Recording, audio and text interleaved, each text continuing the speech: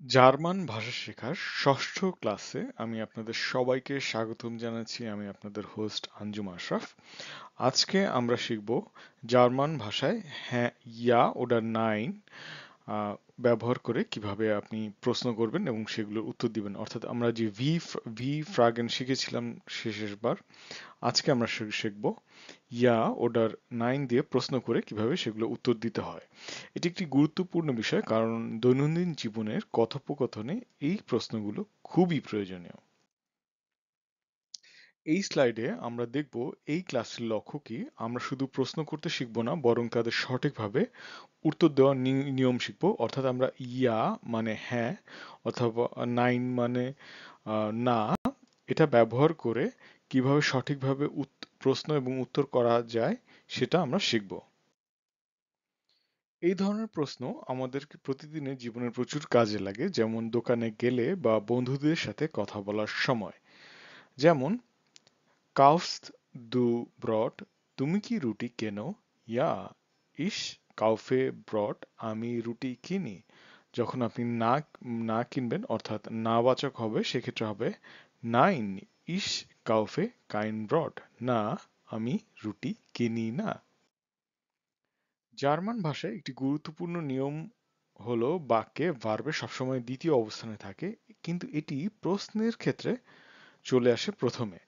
একটু খেয়াল করুন, কাউফস্ট দু ব্রড, যেমন এখানে যে ভার্ব, এটা কিন্তু প্রশ্নের ক্ষেত্রে আগে চলে এসছে।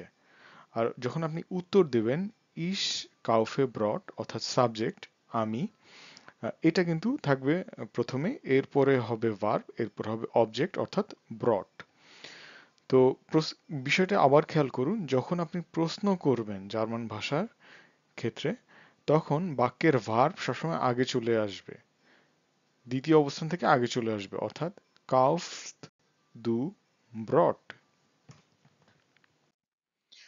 এরপরে আপনি যখন বলবেন আম, আপনি কিছু কিনছেন না, তখন আপনি ব্যবহার করবেন কাইন দিয়ে। বোঝানো হয় কিছু নেই বা কিছু করা হচ্ছে না। এটি নিশ থেকে আলাদা, কারণ এটি নাউনের আগে বসে। অর্থাৎ কাইন ব্যবহার করা হয় কোনো কিছু অস্বীকার করার ক্ষেত্রে। একটু খেয়াল করুন, উদাহরণ দেই। ইস কাউফে কাইন ব্রট, আমি রুটি কিনি না। কাইন বসে নাউনের আগে, আর যদি নাউনের নির্দিষ্ট কোনো আর্টিকেল না থাকে। এক্ষেত্রে প্রশ্ন উত্তর দুইভাবে দেওয়া যায়, অ্যাফার্মেটিভলি বা হ্যাঁ বাচক, বা নেগেটিভলি বা না বাচক। এই পার্থক্যটা বোঝা খুবই গুরুত্বপূর্ণ। Kaufst du ein Brot? Ja, ich kaufe ein Brot। অর্থাৎ অ্যাফার্মেটিভলি হলে ইয়া ইস কাউফে আইন ব্রড। যখন আপনি নেগেটিভলি অ্যান্সার দেবেন, তখন বলবেন নাইন ইস কাউফে কাইন ব্রড, নাইন ইস কাউফে কাইন ব্রড। বাক্য গঠনের ক্ষেত্রে এটি একটি নিয়ম, আপনাকে সবসময় ভার্বের প্রথমে এবং সাবজেক্টের দ্বিতীয় স্থানে রাখতে হবে প্রশ্নে। ঠিক আছে? আম, যেমন প্রশ্ন ভার্ব সবসময় প্রথমে থাকে, সাবজেক্ট দ্বিতীয় স্থানে থাকে, আর রচনা কাঠামো হবে ভার্ব প্লাস সাবজেক্ট প্লাস বাক্যের বাকি অংশ। যেমন উদাহরণ দিই, ট্রিঙ্কস দু কাফে, রাইস দু নাক ইটালিয়ান। অর্থাৎ এখানে খেয়াল করবেন ভার্বগুলো কিন্তু প্রথমে চলে আসছে, তারপর সাবজেক্ট, তারপর বাক্যের বাকি অংশ। এখন আমরা প্র্যাকটিস করব হ্যাঁ বলার জন্য কিভাবে উত্তর দিতে হয়। প্রতিটি উত্তর ইয়া দিয়ে শুরু করবেন এবং বাক্যের ভার্ব এবং অবজেক্ট ব্যবহার করতে হবে। Bestellst du Mineralwasser? Trinkst du Kaffee? Studierst ihr Deutsch? Wohnt ihr in Passau?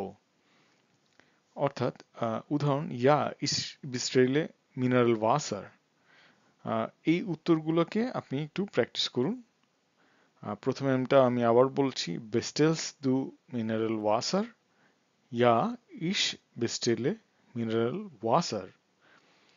আর বাকিগুলো, ট্রিঙ্কস দু কাফে, স্টুডিয়ার ইয়ের Deutsch, wohnt ihr in Passau, এগুলো আপনারা অনুশীলন করে আমাকে পরবর্তী ক্লাসে জানান।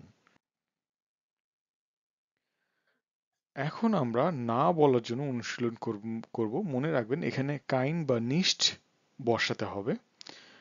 9 ব্যবহার করে উত্তর দিন। Trinkst ihr Cola?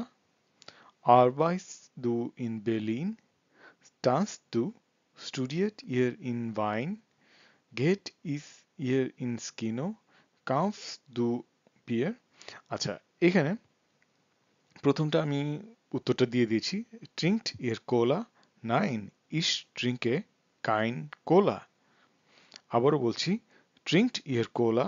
Nein, ich trinke kein Cola. এখানে আমরা একটি নতুন শব্দ শিখব, ডক। যখন কেউ নেতিবাচক প্রশ্ন করে এবং তার বিপরীতে হ্যাঁ বলতে চায়, তখন আপনি ডক ব্যবহার করবেন।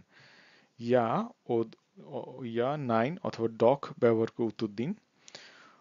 স্টুডিয়েট মারিয়া ম্যাথমেটিক? ডক মারিয়া স্টুডিয়েট ম্যাথমেটিক? Kommst du Carlos aus London? Reist du nach England? Lernst du nicht Deutsch? Kommst du nicht aus Tokio? Gehst du nach Hause? Trinkst du Tee? এখন আপনারা যখন নেতিবাচক প্রশ্ন করে এবং তার বিপরীতে হ্যাঁ বলতে চান, তখন আপনারা ডক ব্যবহার করে এই প্রশ্নের উত্তরগুলো দিন। ডক শব্দটি এক ধরনের জোরালো উত্তর। এটি বোঝানো যায় যে প্রশ্নকারী ভুল অনুমান করছে এবং আপনি তাকে ঠিক করে দিচ্ছেন। অর্থাৎ যদি কেউ আপনাকে নেতিবাচক প্রশ্ন করে এবং আপনি তা অস্বীকার করতে চান, আপনি ডক ব্যবহার করবেন। যেমন উদাহরণ দিই, স্টুডিয়ার্স দু নিস্ট? তুমি কি পড়ো না? ডক স্টুডিয়ারে পড়ি তা সত্ত্বেও। আবারও বলছি, স্টুডিয়ার্স দু নিস্ট? তুমি কি পড়ো না? ডক স্টুডিয়ারে। এই স্লাইডে আমরা যা শিখেছি তার সারসংক্ষেপ দিচ্ছি। এই বিষয়গুলো নিয়মিত অনুসরণ করলে সহজে জার্মান ভাষায় পারদর্শী হওয়া যায়। ইয়া নাইন ফ্রাগেন খুব গুরুত্বপূর্ণ এবং সহজ, এবং ক্রিয়া প্রথমে আসে, অর্থাৎ ভার্বটা প্রথমে বসবে। নাইন দিয়ে না বোঝানো হয়। ডক দিয়ে নেতিবাচক প্রশ্নে হা বলার জন্য ব্যবহৃত হয়। এখন আপনারা একে অপরের সঙ্গে অনুশীলন করুন এবং চেষ্টা করুন আজকে শেখা গঠনগুলো বাস্তবে প্রয়োগ করতে।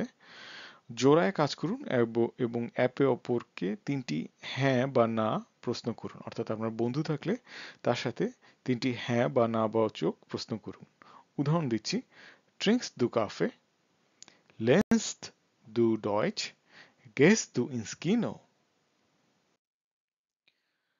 এখন আপনারা আমাকে প্রশ্ন করতে পারেন, আর যদি আরো কোনো উদাহরণ প্রয়োজন হয় অবশ্যই কমেন্ট বক্সের নিচে আমাকে যে কোনো প্রশ্ন করলে আমি আপনাদের উত্তর দেওয়ার চেষ্টা করব। ধন্যবাদ সবাইকে। আশা করি আজকের ক্লাস থেকে আপনারা নতুন কিছু শিখেছেন। নিয়মিত প্র্যাকটিস করুন। দেখা হবে পরবর্তী ক্লাসে। Dankeschön für Ihre Aufmerksamkeit।